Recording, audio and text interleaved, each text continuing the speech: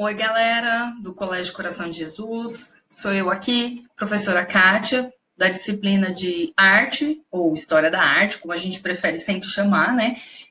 Estou aqui para dar sequência com vocês aos nossos conteúdos que vão se referir agora ao contexto do Renascimento, esse período que engloba aí o final da Idade Média, né, e as mudanças, então, de perspectivas histórica, econômica, política, social que o mundo europeu vai viver. Estamos na aula 6 do livro de vocês, que tem o título O Ser Humano sob Nova Perspectiva. Então, a gente vai falar um pouquinho dessa mudança de enxergar o mundo, dessa mudança de ver o ambiente ao seu redor que o homem vai ter nesse contexto do Renascimento. A gente tem aí como o fundo de imagem principal O Nascimento de Vênus, de Sandro Botticelli, que a gente vê, então, agora novas formas de fazer arte relacionado à pintura, muito diferente, então temos um contraste com aquilo que se desenvolveu durante o período medieval. Nós temos como principais aspectos que estão em volta aí desse movimento chamado de renascença, chamado de renascimento cultural, ou mesmo de renascentismo, que está aí iniciado por volta de 1400, em Florença. Lembrar que esse movimento acontece na Itália, porque as cidades de Veneza, Florença, são aquelas que vão renascer o comércio, aquelas que vão se destacar no desenvolvimento econômico desse período. Então, a partir das suas relações comerciais, é que vão se desenvolver também as relações artísticas, novas relações artísticas. A gente tem aqui como pano de fundo desse slide, uma imagem da Idade Média, que era produzida, então, com uma falta de perspectiva, com um tema muito voltado à religião. Lembrem-se que quando a gente fala de Idade Média, a gente precisa se lembrar de Igreja Católica, é o primeiro detalhe que precisa vir à nossa mente. E lembrar também que Idade Média vai ser um termo cunhado nesse modernismo, nesse renascimento, exatamente para tratar aquele período intermediário entre a Idade Antiga e a Idade Moderna. A Idade Antiga tão valorizada, né, os clássicos aí, os greco-romanos, muito valorizados, vão ser agora renascidos, trazidos de volta na Idade Moderna. Precisamos lembrar do caráter aí histórico dessas mudanças que estão relacionadas à expansão do conhecimento científico, uma maior compreensão da anatomia humana, então a relação que se tem de arte com medicina relacionado a esse estudo da anatomia. Lembrem-se que, ao longo da Idade Média, não era bem visto e não era aceito, então, o estudo da anatomia do corpo humano. Agora, no Renascimento, passa-se a estudar com um viés científico que vai ser aplicado, que vai ser colocado tanto na pintura renascentista quanto na escultura renascentista. Agora, o desenvolvimento também da perspectiva, que é esse olhar tridimensional para os ambientes e a colocação disso na pintura, além de representação de paisagens naturais e representações arquitetônicas também muito relacionadas com as produções lá dos clássicos, dos gregos e romanos. Então, trazendo de novo o uso do arco, das colunas gregas, abóbada, cúpula, frontões, tudo isso com materiais agora cada vez mais acessíveis, né? Não se esqueçam da questão das expansões marítimas, que também só puderam acontecer por causa do desenvolvimento científico do período, então a matemática, a cartografia, o desenvolvimento de melhores barcos, né? Agora as caravelas, todo esse conhecimento reunido para a expansão marítimo-comercial da Europa. Nesse período a gente diz que renasce, então, claro, entre aspas, a arte lá do período greco-romano e também o renascimento da razão, que teria sido aí numa visão bem preconceituosa, né, teria sido deixada de lado ao longo da Idade Média. Sabemos que não foi deixada de lado, porém foi muito mais utilizada pela Igreja Católica e não por pessoas aí fora da Igreja Católica.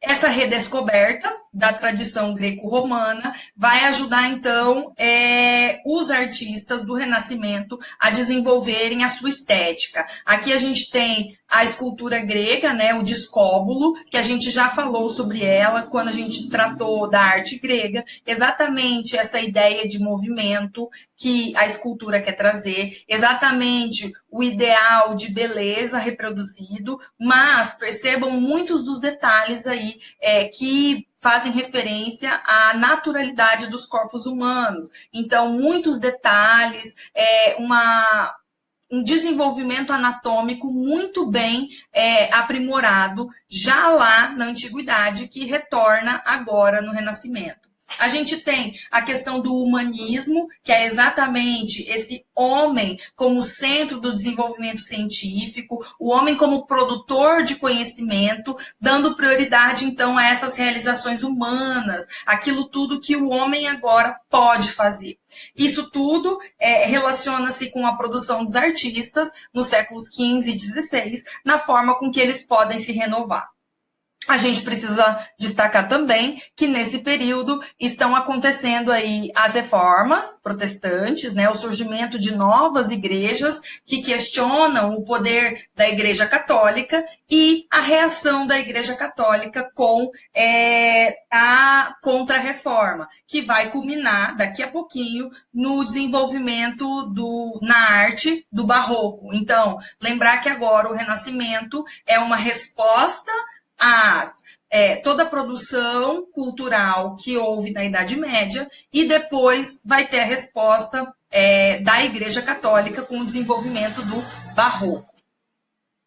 A gente precisa se lembrar também que o foco mais humanista dessa arte renascentista não vai deixar de lado as questões religiosas. A gente pode falar daqui a pouco, nós vamos falar daqui a pouco do Leonardo da Vinci, e muitas pessoas tendem a crer que ele, por ser o gênio do Renascimento, não tinha a sua fé, deixou de lado a sua fé católica. E não é bem assim. A gente pode continuar venerando todo esse cristianismo, mas agora numa visão mais naturalista, mais próxima do real, muito mais próxima de uma realidade natural.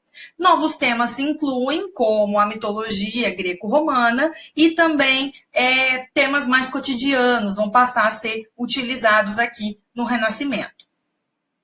Temos 4 elementos aí importantíssimos no movimento renascentista. Aqui a gente tem uma imagem, né, do homem vitruviano, de Leonardo da Vinci, que vai reproduzir exatamente esse estudo científico do corpo humano e do mundo natural. Isso é um estudo, então, que passa a ser feito pelo Leonardo da Vinci e que depois vai ser utilizado nas suas obras, nas suas pinturas. Também, como acabei de falar, a redescoberta da arte, da literatura lá do mundo clássico, a reprodução com realismo agora das formas da natureza e uma valorização da individualidade do artista. Até esse momento, vocês vão se lembrar, a gente não tem discutido, a gente não tem ressaltado grandes artistas da história. Mas agora sim, a partir do Renascimento, os artistas passam a ser nomeados, passam a nomear as suas obras. Então, a individualidade é valorizada.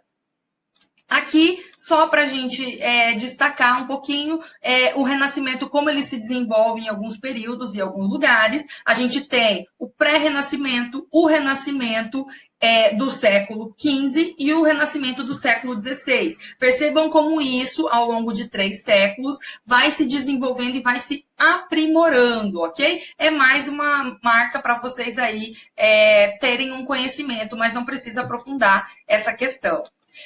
Bom, falando sobre a arte no Renascimento, nós temos 4 grandes mudanças nos seus patamares de como fazer isso. A primeira delas é a pintura que vai utilizar agora óleo sobre tela.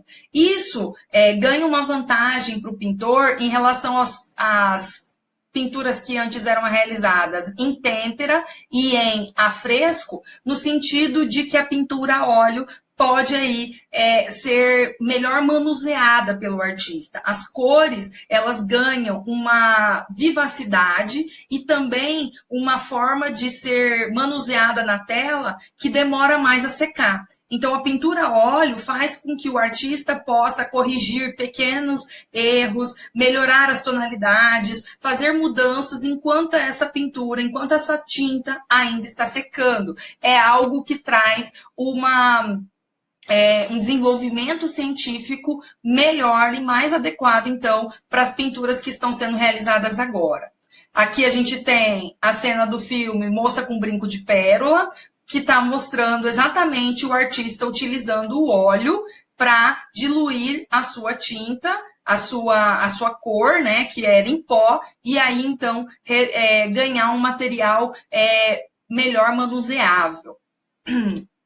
Outro patamar importantíssimo é o desenvolvimento da perspectiva, que nada mais é do que selecionar um ponto de fuga na tela e, a partir dele, fazer as suas linhas de proporção, quer dizer, os elementos ao fundo da tela têm uma proporção adequada à realidade dos elementos na frente da tela. Então, a gente tem um efeito óptico usando essa linha do horizonte e as linhas de convergência junto com esse ponto de fuga para nos dar a ilusão daquilo que está mais distante e aquilo que está menos distante na tela. Isso é a perspectiva. A construção, então, é de uma pintura muito mais próxima da realidade, muito mais real do que antes eram as pinturas da Idade Média. A gente vê aqui na escola de Atenas, de Rafael, esse ponto de fuga bem no centro da tela e dando uma abertura aí tridimensional da perspectiva. Além disso, o uso das luzes e sombras, que são chamadas de chiaro-escuro ou claro-escuro, numa técnica que, no Renascimento, que vai ser o esfumato, fazendo a imagem ganhar gradações de áreas, né, mais claras e mais escuras, fazendo com que tenha um efeito tridimensional de volume. Percebam aqui o volume dessas formas nessa imagem, fazendo a diferenciação de ambientes mais claros e de ambientes mais escuros, para, junto com a perspectiva, dar a profundidade na obra.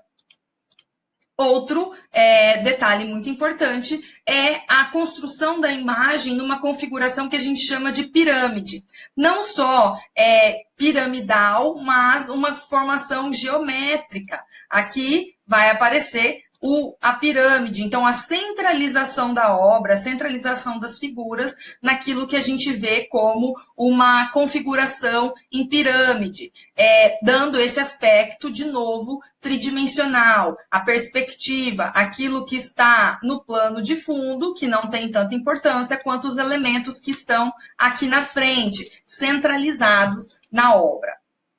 O Leonardo da Vinci, ele vai concentrar todas essas inovações técnicas nas suas pinturas, como, por exemplo, aqui a sua pintura A Dama com Arminho, no qual a gente percebe o rosto virado em uma posição de 3/4, porque assim a gente consegue perceber todas as formas, os mais naturais, o aprimoramento do desenho, dos detalhes, para ser o mais natural possível. O gesto da mão, também com muitos detalhes naturais, né, próximos à realidade, segurando esse animal. A definição da forma pela luz, percebam aqui, ó, o contraste, né, do claro e do escuro, o fundo, e a representação do movimento interrompido. Essa moça de lado, segurando ali, a gente sabe que é um movimento e foi parado para fazer, então, o registro dessa cena. Na Mona Lisa, Gioconda, a mais famosa obra, a gente vê a exploração ao máximo do potencial desse óleo sobre tela, dos efeitos de volume, dos efeitos de profundidade, tudo aquilo que é o ápice, o desenvolvimento das técnicas do Renascimento, o Leonardo da Vinci consegue aplicar aqui nesse quadro excepcional que é a Mona Lisa, o mais conhecido do período. A gente vê aqui com detalhes o uso do esfumato para dar volume nas formas de fundo, o uso da composição em pirâmide para centralizar o rosto desta mulher, o detalhe para a técnica do escuro e do claro, para dar esse volume, a delicadeza, a transparência que está por trás do ideal de beleza desse período, um simbolismo dessas mãos dessa mulher, né, que ela tem que ser aí muito bem postada, a forma com que ela deve ser colocada na sociedade, o seu enigmático sorriso, que causa para nós exatamente essa ideia de tá sorrindo, tá triste, o que ela tá, é exatamente toda a composição que faz com que esse sorriso aí seja tão enigmático. E o uso, então, da composição geométrica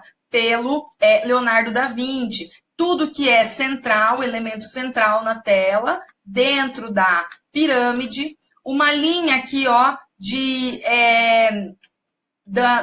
centralização de tudo isso, né, que também é utilizada lá no frontão da arquitetura grega, lembrem-se, e a ideia do círculo também como centralização, isso que a gente chama de uma composição geométrica da tela.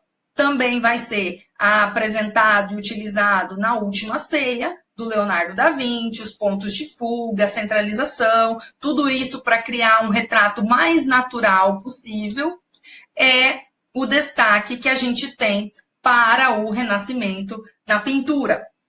Eu quero que vocês façam um mapa mental sobre o Renascimento, colocando, destacando as características gerais do movimento, aquilo que está mudando, quais são as novas formas de ver, as novas formas de pensar o mundo, e destacando o que muda, o que está sendo renovado na pintura, na escultura e na arquitetura. Eu quis dar destaque para vocês aqui neste vídeo da pintura e no livro de vocês, em 2 páginas ali bem tranquilinho, vocês encontram as informações sobre a escultura e sobre a arquitetura. Lembrando que eles estão trazendo novamente as questões que foram muito utilizadas lá na antiguidade pelos gregos e pelos romanos, ok? Na próxima aula damos seguimento e falaremos sobre o barroco. Não deixem de estudar, não percam o foco, a gente continua aqui com vocês, acompanhando, ok? Um grande beijo, tchau, tchau!